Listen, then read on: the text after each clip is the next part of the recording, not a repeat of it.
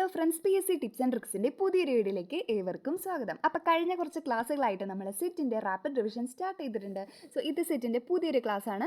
അപ്പോൾ നമുക്ക് വേഗം ക്ലാസ്സിലോട്ട് പോകാം. ഓക്കെ, സോ ഫസ്റ്റ് ക്വസ്റ്റ്യൻ ഇതാണ്. The first education commission in independent India was. അപ്പോൾ എന്താണ് ക്വസ്റ്റ്യൻ? നമ്മുടെ ഇൻഡിപെൻഡൻറ്റ് ഇന്ത്യയിലെ ഫസ്റ്റ് എഡ്യൂക്കേഷൻ കമ്മീഷൻ എന്നാണ്.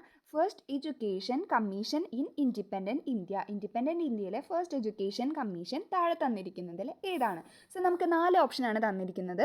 Secondary education commission, education commission of India, national education commission, university education commission. Okay, so നമുക്ക് answer കിട്ടണമെങ്കിൽ നമുക്ക് എന്ത് വേണം?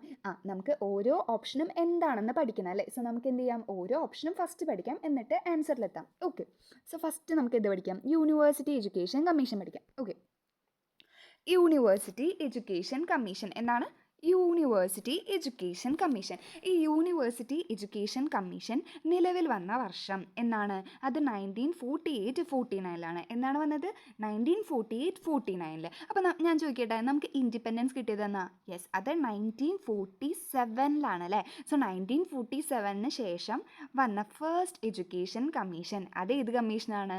അത് നമ്മുടെ യൂണിവേഴ്സിറ്റി എഡ്യൂക്കേഷൻ കമ്മീഷനാണ്. കാരണം എന്താ? യൂണിവേഴ്സിറ്റി എഡ്യൂക്കേഷൻ കമ്മീഷൻ വന്ന വർഷം ഏതാണ്?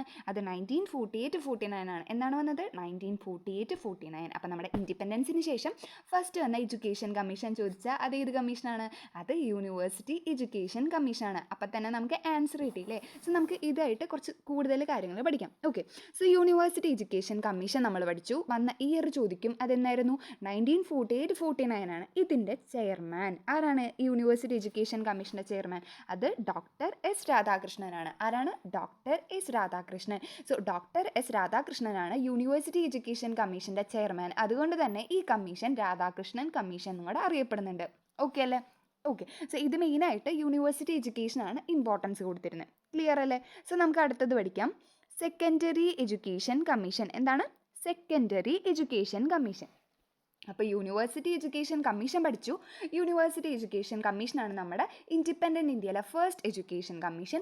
വന്ന ഇയർ ചോദിക്കുകയാണെങ്കിൽ 1948-49. ചെയർമാൻ ആരായിരുന്നു? അത് ഡോക്ടർ എസ് രാധാകൃഷ്ണൻ. ക്ലിയർ ആയെന്ന് വിചാരിക്കുന്നു. സോ അടുത്തത് നമുക്ക് പഠിക്കേണ്ട ഏതാ? Secondary education commission. എന്താണ്? Secondary education commission. ഈ സെക്കൻഡറി എഡ്യൂക്കേഷൻ കമ്മീഷൻ വന്ന വർഷം 1952-53 എന്നാണ്. 52-53 എന്ത് വന്നത്? Secondary education commission. ഇതിൻ്റെ chairman doctor A Lakshmanaswami Mudaliar ആണ്. ആരാണ്? ലക്ഷ്മണസ്വാമി മുതലിയാർ. അപ്പം ഈ കമ്മീഷനെ, സെക്കൻഡറി എഡ്യൂക്കേഷൻ കമ്മീഷനെ പറയുന്ന പേരാണ് മുതലിയാർ കമ്മീഷൻ. എന്നാണ് പറയുന്നത്? മുതലിയാർ കമ്മീഷൻ. അപ്പം ഡോക്ടർ എ ലക്ഷ്മണസ്വാമി മുതലിയാർ ആയിരുന്നു നമ്മുടെ സെക്കൻഡറി എഡ്യൂക്കേഷൻ കമ്മീഷൻ്റെ ചെയർമാൻ. അതുകൊണ്ട് തന്നെ ഇതിന് എന്ത് കമ്മീഷൻ എന്ന് പറയുന്നു? മുതലിയാർ കമ്മീഷൻ എന്ന് കൂടെ അറിയപ്പെടുന്നുണ്ട്. ഓക്കെ അല്ലേ? അപ്പോൾ വന്ന വർഷം ഏതായിരുന്നു? 52-53. ഓക്കെ അല്ലേ? ഓക്കെ, സോ അടുത്ത പഠിക്കാനാണ് എഡ്യൂക്കേഷൻ കമ്മീഷൻ ഓഫ് ഇന്ത്യ. ഈ എഡ്യൂക്കേഷൻ കമ്മീഷൻ ഓഫ് ഇന്ത്യ അതുപോലെ തന്നെ നാഷണൽ എഡ്യൂക്കേഷൻ കമ്മീഷൻ എന്ന് പറഞ്ഞു കഴിഞ്ഞാൽ ഇത് രണ്ടും സെയിം ആണ്. ഇത് രണ്ടും എന്താണ്? അത് കോത്താരി കമ്മീഷനാണ്. എന്താണ്? കോത്താരി കമ്മീഷൻ. അപ്പോൾ എന്താണ്?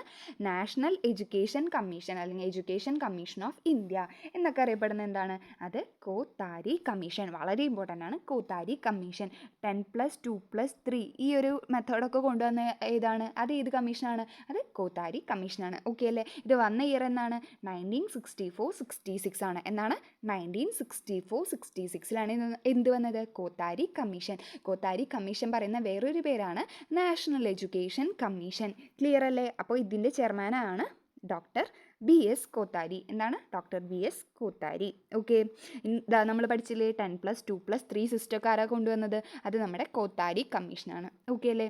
അപ്പോൾ ഒരൊറ്റ ക്വസ്റ്റ്യനിൽ നമ്മൾ ഒരുപാട് കാര്യങ്ങൾ പഠിച്ചു അല്ലേ? അപ്പോൾ നമ്മുടെ ഇന്ത്യയിലുള്ള എഡ്യൂക്കേഷൻ കമ്മീഷൻ ഇമ്പോർട്ടൻ്റ് ആയിട്ടുള്ളതും സെറ്റിന് ചോദിക്കുന്ന ഇമ്പോർട്ടൻ്റ് ആയിട്ടുള്ള എഡ്യൂക്കേഷൻ കമ്മീഷൻസ് ആണ് ഈ ക്ലാസ്സിലൂടെ നമ്മൾ പഠിച്ചത്. അപ്പോൾ നിങ്ങൾക്ക് ഈ ക്ലാസ് ഇഷ്ടമാണെങ്കിൽ ചാനലൊന്ന് സബ്സ്ക്രൈബ് ചെയ്യുക. അതുപോലെ തന്നെ യൂസ്ഫുൾ ആണെന്ന് തോന്നുകയാണെങ്കിൽ ലൈക്ക് ചെയ്യുക, മാക്സിമം സപ്പോർട്ട് ചെയ്യുക, ഫ്രണ്ട്സിനൊക്കെ ഷെയർ ചെയ്യുക. ഓക്കെ, എല്ലാവരും നന്നായിട്ട് പഠിക്കുക. Thanks for watching.